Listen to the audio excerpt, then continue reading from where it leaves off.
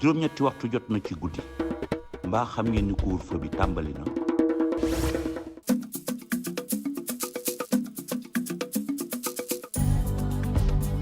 Mesdames, Messieurs, bonsoir. Il est 20h sur les antennes de la télé Futur Média. C'est parti pour le sommaire de cette édition. 2 morts du Covid-19 enregistrés ce dimanche au Sénégal. Le dernier en date, une femme de 53 ans habitant à la SICAP Liberté 3. Le point du jour fait état de 75 cas positifs au coronavirus, dont 5 issus de la transmission communautaire. Vous aurez les explications du docteur Aloïs Waliouf. Et puis, les marchés de Dakar nettoyés et désinfectés tous les dimanches pour stopper la propagation du virus. Le préfet de Dakar veut pérenniser la démarche. Voilà le sommaire de cette édition. Tout de suite, le développement.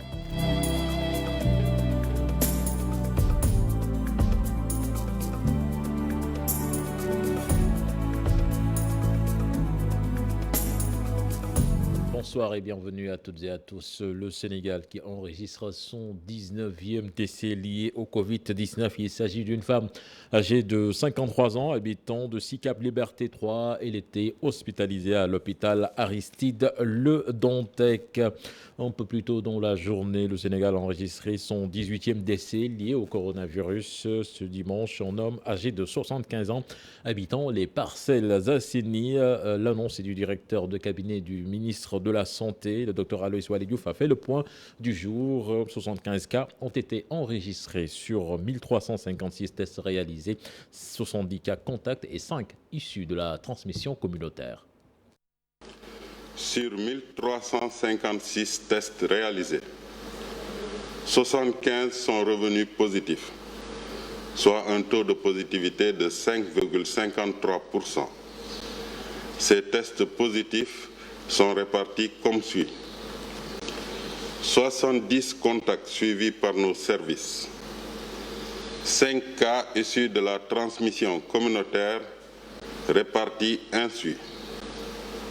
Ouagouniaï, 1 cas. Yoff, 1 cas. Grand Yoff, 2 cas. Et Touba, 1 cas. 7 patients hospitalisés ont été contrôlés négatifs et déclarés guéris. 7 cas graves sont pris en charge dans les services de réanimation de l'hôpital Fann. 4 cas graves en prise en charge. Hôpital régional de Ziguinchor, 1 cas grave. Et l'hôpital principal, 2 cas graves. Ce qui fait un total de 7 cas graves dans nos services. L'état de santé des autres patients hospitalisés est stable. Le Sénégal vient d'enregistrer son 18e cas de décès lié au Covid-19. Il s'agit d'un homme de 75 ans demeurant aux Parcelles Assainies. Il est décédé ce dimanche 10 mai 2020 à 6h15 au centre Kouemo de l'hôpital Fann. Désormais, les marchés de Dakar seront nettoyés et désinfectés tous les dimanches pour stopper la propagation graduelle du virus dans les lieux de commerce. L'initiative donc est du préfet de Dakar, Alioune Badara Samb, en collaboration avec les municipalités, l'UCG et le service d'hygiène. Et il prévoit également de continuer ces opérations même après le Covid-19. On voit cela dans cet élément signé Mohamed Samb et Youssou Baro. C'est toute une profusion de matériel de nettoiement et de désinfection déployé par l'UCG et le service d'hygiène. Objectif, stopper la propagation du virus dans les lieux de commerce. À la sortie de cette maladie, qu'on puisse revoir, qu'on puisse faire une introspection.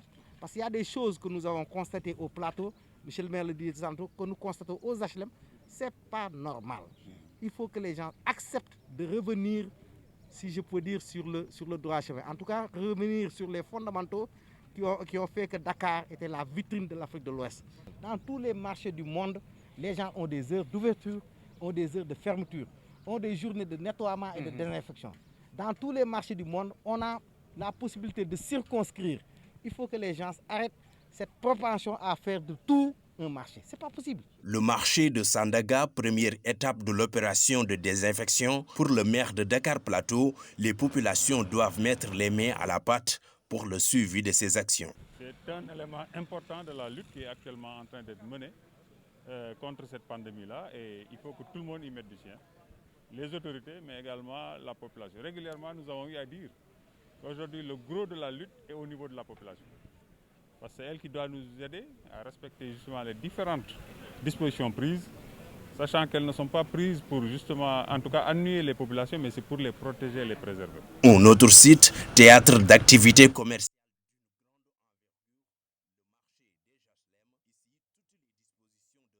Sont prises, les commerçants prêts à suivre la décision préfectorale. La santé avant tout.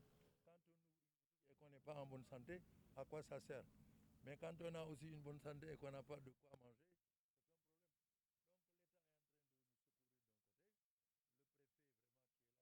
Toutes nos excuses pour la qualité sonore de l'élément. Certainement, nous y reviendrons dans nos prochaines éditions. À la Médina, les AIC sont mises à contribution pour stopper la transmission communautaire du Covid-19. La mairie a octroyé un important lot de matériel pour stopper le coronavirus. Reportage signé Pape Parani et Ahmadouba. Communautaire, la commune de Médina est dans la riposte avec les ASC pour un objectif 0 cas de coronavirus dans la localité. Avant même que le maire ne puisse faire cette manifestation, donc on était sur le terrain tous les jours, on a sorti nos moyens. Donc, quant à dire qu'on a attendu le maire, non, on n'a pas attendu le maire, on était déjà en plein dedans. C'est un appui, ça? Oui, parce qu'on est tous médinois. Personnellement, je me demande si on n'est pas son quartier, qui on va aider? Une démarche inclusive pour freiner la propagation avec une dotation importante de lot de matériel pour les présidents des ASC. Chaque ASC est doté de 15 cartons d'eau de javel, de 3 cartons de détergent Omo, de 250 sachets, de 2 cartons de madar liquide, de 10 bacs à eau avec robinet, de 2 bacs à ordures, de 1000 masques et d'un carton de gel hydroalcoolique. Donc pour dire, c'est toute la panoplie dont on a besoin pour se fortifier et pour engager le combat. Cette année, les navettans sont hypothéqués, une occasion pour la mairie d'orienter les subventions pour lutter contre le Covid-19. À 7 cas communautaires, raison pour laquelle on n'a plus le temps de nous réunir et de trop parler. On a demandé au président de ne pas attendre des comités directeurs et d'ASC. Allez directement dès cet après-midi. Vous aviez tout ce que vous aviez besoin. Et pour les moyens, en attendant qu'on délibère sur les 110 millions, on va mieux les soutenir afin que le travail commence. Notre objectif, c'est de faire en sorte que au cours de la semaine, qu'on puisse avoir Médina 0 cas. Avec l'augmentation des cas à la Médina, désormais les ASC ont pris les devants pour gagner le combat contre le coronavirus. Retour sur l'élément de Mohamed Samb, les marchés de Dakar qui seront désormais nettoyés et désinfectés tous les dimanches pour stopper la propagation du coronavirus. C'est parti. C'est toute une profusion de matériel de nettoiement et de désinfection déployé par l'UCG et le service d'hygiène. Objectif, stopper la propagation du virus dans les lieux de commerce. À la sortie de cette maladie, qu'on puisse revoir, qu'on puisse faire une introspection. Parce qu'il y a des choses que nous avons constatées au plateau, Michel le maire le dit tantôt, que nous constatons aux HLM, ce n'est pas normal. Il faut que les gens acceptent de revenir, si je peux dire, sur le droit chemin. En tout cas, revenir sur les fondamentaux qui ont fait que Dakar était la vitrine de l'Afrique de l'Ouest. Dans tous les marchés du monde, les gens ont des heures d'ouverture, ont des heures de fermeture, ont des journées de nettoiement et de désinfection. Dans tous les marchés du monde, on a la possibilité de circonscrire. Il faut que les gens arrêtent cette propension à faire de tout un marché. Ce n'est pas possible. Le marché de Sandaga, première étape de l'opération de désinfection. Pour le maire de Dakar Plateau, les positions doivent mettre les mains à la pâte pour le suivi de ces actions. C'est un élément important de la lutte qui est actuellement en train d'être menée contre cette pandémie-là et il faut que tout le monde y mette du sien. Les autorités, mais également la population. Régulièrement, nous avons eu à dire qu'aujourd'hui, le gros de la lutte est au niveau de la population. Parce que c'est elle qui doit nous aider à respecter justement les différentes dispositions prises, sachant qu'elles ne sont pas prises pour justement, en tout cas, ennuyer les populations, mais c'est pour les protéger et les préserver. Un autre site, théâtre d'activités commerciales d'une grande envergure, le marché des HLM. Ici, toutes les dispositions de riposte sont prises. Les commerçants prêts à suivre la décision préfectorale. La santé avant tout. Quand on ouvre une boutique et qu'on n'est pas en bonne santé, à quoi ça sert? Mais quand on a aussi une bonne santé et qu'on n'a pas de quoi manger, c'est un problème. Donc l'État est en train de nous secourir d'un côté. Le préfet vraiment qui est là, qui est le représentant de l'État. En tout cas, qu'il sache qu'au niveau des HLM, nous sommes d'accord sur ces propositions et nous suivons. Depuis 2 mois, nous ne travaillons presque pas. Donc, nous devons prendre les choses en main pour endiguer le virus. Après les aménagements sur les jours et les horaires d'ouverture des marchés de Dakar, il s'ensuit le nettoiement et la désinfection des sites de commerce, des actions qu'il faut pérenniser même durant la période post-Covid-19, d'après les autorités préfectorales et municipales. Nous allons à Kaffrine à présent. L'opération Zéro Talibé dans les rues se poursuit. Ceux déjà récupérés bénéficient d'une bonne prise en charge par les autorités locales. On voit cela dans cette correspondance signée Oumar Ndiaye et Boubacar Falbop. Depuis une semaine, aucun talibé ne circule dans les rues de Kaffrine. Le préfet apprécie et envisage de continuer à les appuyer. Depuis le premier, donc on a initié des repas communautaires, donc afin d'accompagner les Dara pour que quand même qu'on n'ait plus de talibés dans la rue. Et depuis cette date-là, on constate qu'en fait on n'a pas de talibés dans les rues de Kaffrine. Cette opération-là de repas communautaire a été vraiment bénéfique et quand même a porté ses fruits. Depuis lors, le centre d'accueil est ouvert, mais jusqu'à présent, on ne trouve pas de talibés dans la rue. La mairie de Kaffrine a décidé pour sa part d'octroyer des masques aux 1112 talibés de la commune ainsi qu'aux maîtres coraniques. Et comment les accompagner? C'est en termes de vivre et en termes de soutien pécuniaire pour que ces derniers puissent faire face. Mais au-delà de cet accompagnement et de cette mesure qui vise à avoir 0 enfant dans la rue, 0 talibé vadrouillant dans les rues, il faut protéger ces talibés, même s'ils restent chez eux. Et voyez-vous, nous avons à Kaffrine constaté que les masques, qu'il s'agit des masques chirurgicaux, la plupart du temps sont de dimensions telles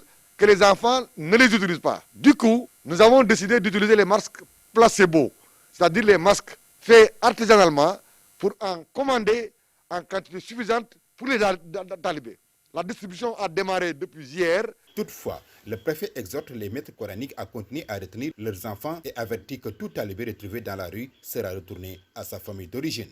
L'aide alimentaire pas encore distribuée aux populations, mais après une polémique née du recensement des nécessités à Ourossogui, la municipalité vole au secours des personnes laissées en rade. Pendant ce temps, les 3650 familles recensées attendent toujours leur kit alimentaire. C'est une correspondance signée Ali Bandelnian. C'est la grande décrispation à Ourossogui. Depuis le début du recensement des familles nécessiteuses impactées par la crise alimentaire née de la pandémie du coronavirus, des voix s'étaient vite élevées contre le comportement du maire. Pour cause, après l'enrôlement de près de 1500 familles, de nombreuses autres avaient été laissées en rade. Comme pour ramener la sérénité, juste après les précisions du gouverneur de Matam sur le fonctionnement des différents comités, 400 familles viennent de recevoir l'assistance de la municipalité. Donc il y a des gens qui ont... On a visé des gens qui ont le RNI et aussi qui ont un programme. On a visé aussi des gens on a 500 et 600 et quelques personnes qu'on a visées. Donc on ne peut pas donner tout le monde. Maintenant, le maire a jugé nécessaire de faire un programme spécial, lui aussi pour la commune, pour donner aussi des kits pour la population, pour apprécier à sa juste valeur ce qui s'est passé. Donc c'est pour cela aujourd'hui, donc les imams sont là, tous les notables sont là. Pour assister les populations les plus défavorisées, notamment ceux qui ont basculé dans la précarité à cause de la perte d'activité due à la pandémie. Donc véritablement, c'est ce message-là que je voudrais envoyer. Elles étaient considérées comme étant les vrais oubliés de Ourossogui, mais aujourd'hui, par la force des choses, elles deviennent toutes heureuses. Car même celles-là retenues dans le RNU n'ont pas encore vu la couleur des vivres. Jusqu'à présent, l'aide alimentaire n'est pas encore distribuée dans la région. D'ailleurs, il est presque impossible de glaner la plus petite information auprès des autorités locales concernant cette aide alimentaire encore parquée dans des magasins. La localité de Yenne, elle, a fini de distribuer l'aide alimentaire aux familles démunies et selon le maire de la localité, une seule famille n'a pas reçu parce qu'elle n'a pas fait signe de vie. Gorgui 6 que nous écoutons au micro de Seynou Thiam et Ahmadou Bamba Samb. Quand nous avons fini le travail, le résultat est que nous avons distribué les 1146 kits à l'exception d'une personne que nous n'avons pas identifiée. À l'avenir, il faut penser, à chaque fois qu'un camion quitte le secrétariat à la sécurité alimentaire pour venir dans une commune, de penser à une équipe de manutentionnaires. Parce que c'est des quantités importantes de sacs et de riz qu'il faut donc décharger. Et dans les villages ou dans les communes, c'est très rare d'avoir des professionnels de la manutention, alors qu'il y a des gens dont c'est le métier. Et je pense que si l'État, de la même manière que l'État a contracté avec des transporteurs pour transporter le riz, l'État devrait pouvoir contracter avec des sociétés de manutentionnaires et qui seraient là dans la presque totalité de communes pour s'occuper de ce travail. Depuis la fermeture du marché hebdomadaire de Dara a fait baisser les chiffres d'affaires de plusieurs commerçants dans cette localité très affectée. Il tire la sonnette d'alarme et interpelle les autorités pour la suppression des taxes. C'est une correspondance signée à Mamadou Moustapha Ndiaye.